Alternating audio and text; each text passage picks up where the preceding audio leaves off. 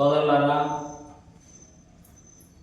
ఈ నెల 24వ తేదీ మంగళవారం బద్వేల్ ఆర్టీఓ కార్యాలయం వద్ద భారత communist party CPI Badvel area సమితి ఆధ్వర్యంలో పేదవాడికి జాగా కావాలని, గ్రామీణ ప్రాంతాలలో 3 సెంట్లు, పట్టణ ప్రాంతాల్లో 2 సెంట్లు, అదేవిధంగా పేదవాడికి బంజరు భూమి కేటాయిస్తామని ఎన్నికల సమయంలో కూటమి ప్రభుత్వం ఇచ్చిన వాగ్దానాన్ని నెరవేర్చాలని చెప్పి, ఆ హామీని నెరవేర్చి పేదవాడి సొంతింటి కళ చూపించాలని చెప్పి మేము బద్వేల్ ఏరియా సమితిగా కూటమి ప్రభుత్వాన్ని తెలియజేస్తున్నాము.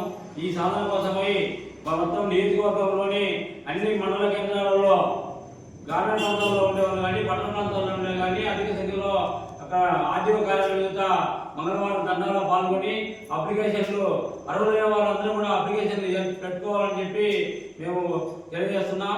అదేవిధంగా నియోజకవర్గంలోని మొత్తం ఎక్కడ ఇవ్వకుంటే అట్లు ఊరుకొని ఇవ్వకుంటే కంచుబాట వరకు ఏ గ్రామంలో చూసినా కానీ 100 ఎకరాలు కబ్జాదారులు ప్రతిరోజు ఆక్రమించుకొని పేపర్లలో, టీవీలలో వస్తుందే తప్ప కానీ ఎక్కడే కానీ ప్రభుత్వము బోర్డు ఏర్పాటు చేయడం కానీ, ప్రభుత్వ స్థలం చెప్పడం కానీ, ప్రభుత్వానికి హెచ్చరిక బోర్డు పెట్టడం కానీ, వాళ్ళ మీద కేసులు నమోదు చేయడం కానీ చేయని పరిస్థితి.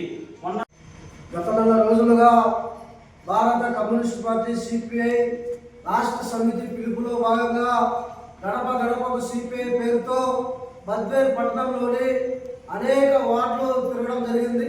ఈ బద్వేల్ పట్టణంలో ప్రధానంగా అనేక సమస్యలు నెలకొన్నాయి. ఓవైపు డ్రైనేజ్ సమస్య, మరోవైపు ఉన్నటువంటి శ్మశానం సమస్య, లేకపోతే రోడ్లు లేనటువంటి పరిస్థితి. మరీ దారుణంగా ఎస్టీ కాలనీలు అయితే అసలు తాగడానికి నీళ్లు లేవు, కరెంటు లేదు, రోడ్లు లేవు. ఇవాళ చాలా దయనీయమైనటువంటి పరిస్థితిలో అనేక వార్డులు ఉన్నాయి. మరి ఒకవైపు పాలక వర్గం అధికారులను చూస్తే మేము బద్వేలు బాగా అభివృద్ధి చేస్తున్నామని చెప్తున్నారే తప్ప ఎక్కడ అభివృద్ధి అయిందని చెప్పి మేము అడుగుతా ఉన్నాం. ఇవాళ బద్వేలు పట్టణంలో అనేక మంది బాధితులలో ఉన్నారు. ఇవాళ ప్రభుత్వం ఏం చెప్తా ఉంది? చంద్రబాబు నాయుడు గారు ప్రతిపక్షంలో ఉన్నప్పుడు నేను జగన్మోహన్ రెడ్డి ఏదైతే 1.5 సెంటు ఇచ్చాడో ఆ 1.5 సెంటులో కనీసం బాత్రూమ్ కూడా కట్టుకోలేనటువంటి పరిస్థితి నేను